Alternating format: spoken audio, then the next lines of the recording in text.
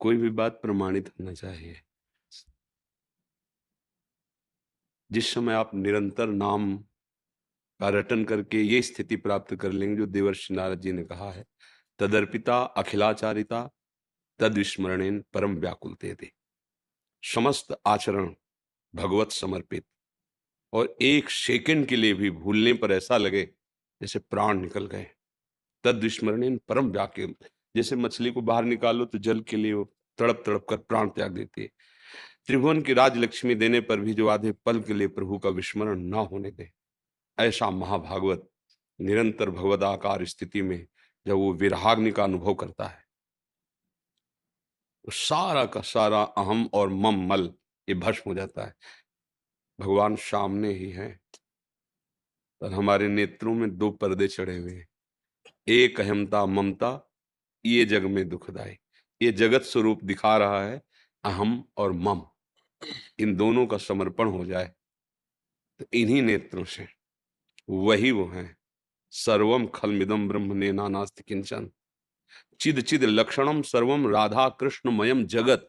इसी जगत में ये दृश्य हट जाएगा और राधा कृष्ण स्वरूप, जैसे हम स्वप्न देह में जब होते हैं स्वप्न में, तो स्थूल जगत का भान नहीं होता और वहां कुछ होता नहीं पर दिखता है ना, ऐसे ही जागृत में प्रभु के सिवा कुछ नहीं है पर हमें दिखता है ना, ये माया का खेल है। और प्रभु का दिखना भक्ति की तन्मयता। हम नहीं कह रहे, भगवान कपिल देव जी श्रीमद् भागवत में कह रहे हैं, जो मेरा अनन्य आश्रय लेकर निरंतर मेरा भजन करता है वो मेरा दर्शन ही नहीं, मेरे से वार्तालाप करता है। मेरी मुस्कान, मेरी चितवन उसको अपार सुख पहुंचाती है और वो मेरे संग खेलता है। हमारी वाणी जी में लिखा है, छिन छिन बिहरत संग। दर्शन तो बहुत छोटी बात हो गई प्रेमी जनों के लिए। छिन छिन बिहरत संग, छिन छिन निरखत प्रेम भरी, छिन जस कहत अभंग, यह जो कृपा हरिवंश की। छिन छिन रुदन करंत, छिन गावत आनंद भरी, छिन छिन हर हसंत, यह जो कृपा। वो अपनी प्रिया प्रीतम के साथ जुगल के साथ एक क्षण भी विलग कभी नहीं होता।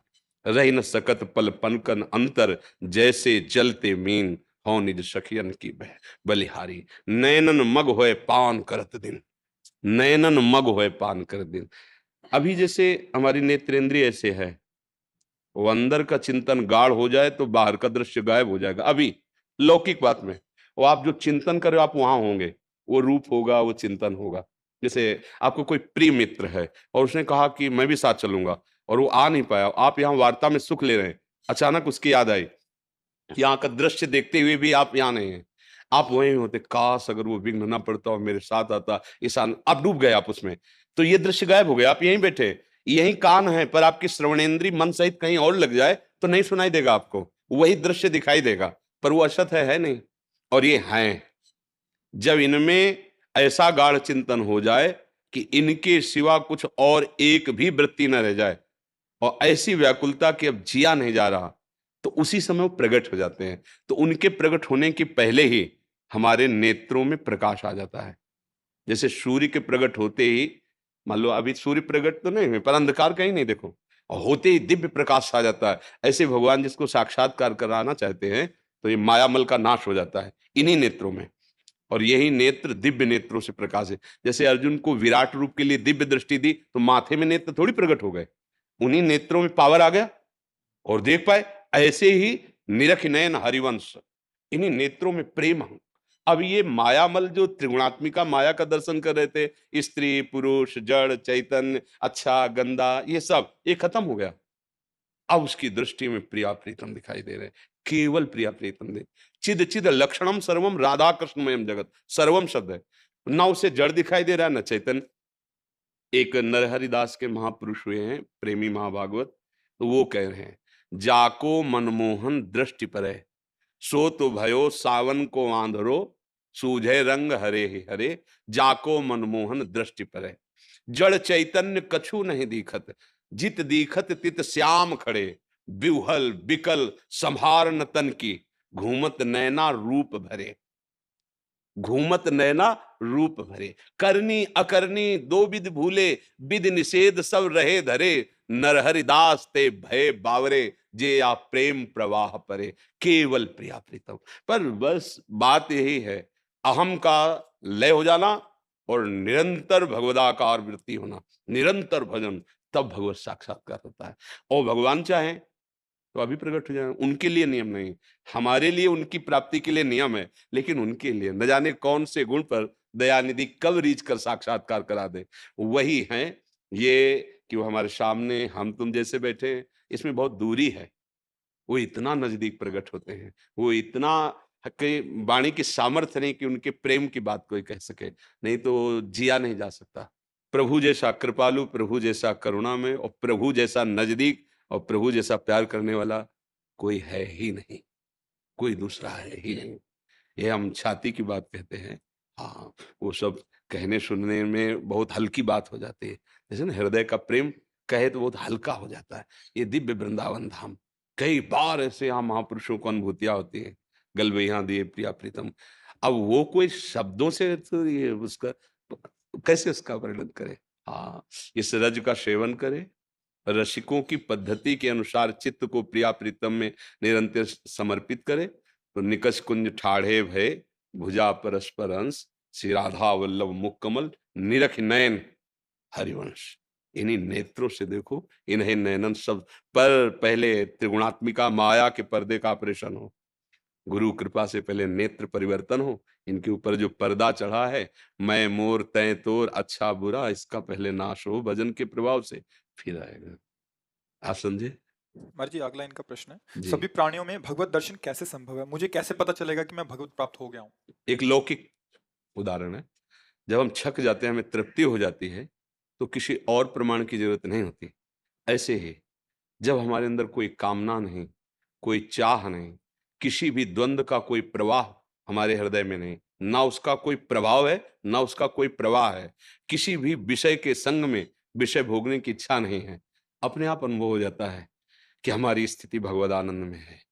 जाने मोरी छाती, उसे दूसरा प्रमाणित नहीं कर सकता, अपना हृदय ही प्रमाणित होता है। पर भगवान के वचनों के अनुसार निर्माण अमोहा, जित संग दोषा, अध्यात्म नित्या, विनिवृत्त कामा, द्वंद्वैर विमुक्ता, सुख दुख संगई गच्छन्त अमूढ़ा।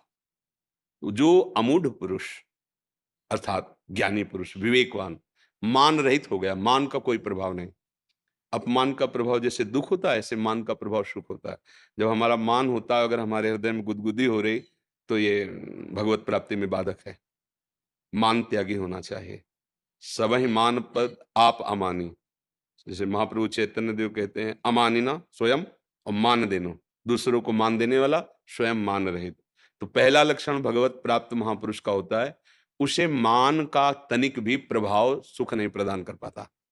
तो सीधे आ गया कि अपमान का उसे दुख नहीं होता, मतलब मान अपमान में सम है। अमोहा, उसे कोई मोहित नहीं कर सकता।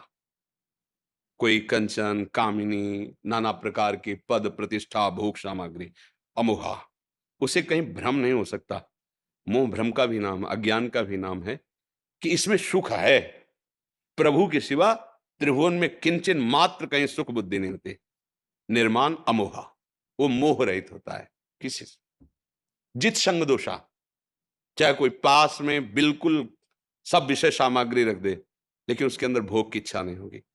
जब श्री महामुनि सुखदेव जी को भगवत तत्व का बोध हुआ, तो हृदय कहता है कि प्रमाण तो कोई दे कि यही स्थिति है, तो वो तो ब्रह्म प्राप्त महापुरुष ही कहे। तो अपने पिता भगवान व्यास देव जी के पास गए, क्योंकि साक्षात ब्रह्मरूप भगवान के अवतार श्री कृष्ण द्वैपायन भगवान व्यास देव जी। कहा कि हमें जो बोध हुआ है, ये तत्वबोध है। तो उन्होंने देखा और कहा, परम ज्ञानी श्री विदेहराज जनक जी मिथिला में विराजमान है, आप उनके पास जाकर प्रश्न करें, वो आपको उत्तर दे दें। गए, जनक जी को सूचना मिली, दिगंबर, कोई शरीर में वस्त्र नहीं, 16 वर्ष की अवस्था, श्याम शरीर, कमल नेत्र, साक्षात भगवान श्री सुखदेव जी परमानंद में डूबे हुए। प्रथम द्वार पे ही जनक जी ने आदेश किया, रोक दिया जाए। एक एक शब्द शास्त्र के प्रमाण उसमें भगवत प्राप्त महापुरुष के रोक दिया गया। बोले 7 दिन तक कोई उत्तर नहीं और अंदर प्रवेश न करने दिया जाए। इतने बड़े महापुरुष, कोई आदर नहीं, कोई सत्कार नहीं।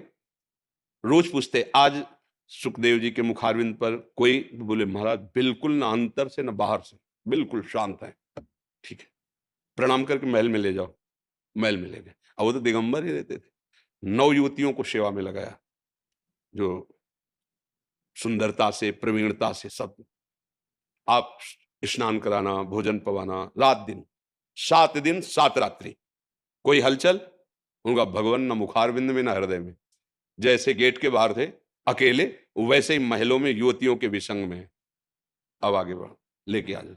बस जनक जी खड़े हुए, कहा जो आपको तत्वबोध प्राप्त हुआ है वही वास्तविक बोध है। ना मान, देखो मान का कोई अगर प्रभाव होता तो इतना तो आ जाता ना। 5 दिन हो गए, 7 दिन हो गए, उत्तर तो दो ना, मिलेंगे कि नहीं।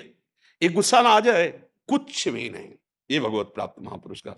अब जब 7 दिन 7 रात्रि, समाज 9 युवतियों का, तो संग दोष मन में या तन में कुछ भी तो हरकत होनी चाहिए।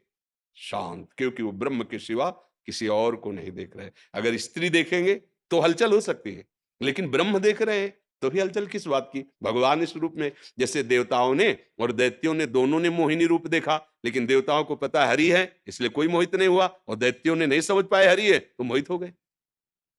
तो जब हमारे अंदर किसी भी अपमान और मान का प्रभाव न हो, कहीं भी भ्रम मोह ये ना हो कि ये सुख है, जित संग दोषा, कोई भी संग आपको प्राप्त हो जाए और आपके हृदय में दोष ना पैदा हो, चाहे वस्तु, व्यक्ति, स्थान, बहिर्मुख, दुराचारी, पापी, कोई भी संग में हो, लेकिन हमारे अंदर किसी भी तरह का रोष, घृणा, नफरत या ममता, कोई भी दोष प्रकट न हो, जो जल में कमल का फूल रहे।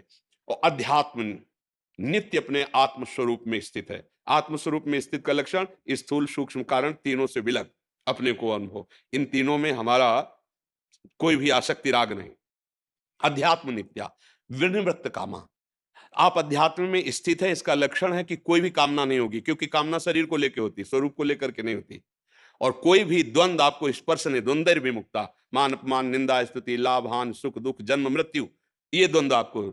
और सुख दुख संगई, कोई सुख दुख का प्रभाव नहीं, क्योंकि ब्रह्मभूता प्रसन्नात्मा न सोचती न कांक्षति। ये स्थिति भगवत प्राप्त महापुरुष की होती है, जिसके हृदय में भगवदानंद की स्फूर्ति होती है।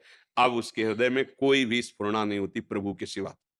न सोचती न कांक्षति, प्रसन्नात्मा, हर समय अखंड प्रसन्नता रहती है। जैसे विज्ञानानंद घन, अखंडानंद, प्रेमानंद नामों से संबोधित किया जाता है, वही परमात्मा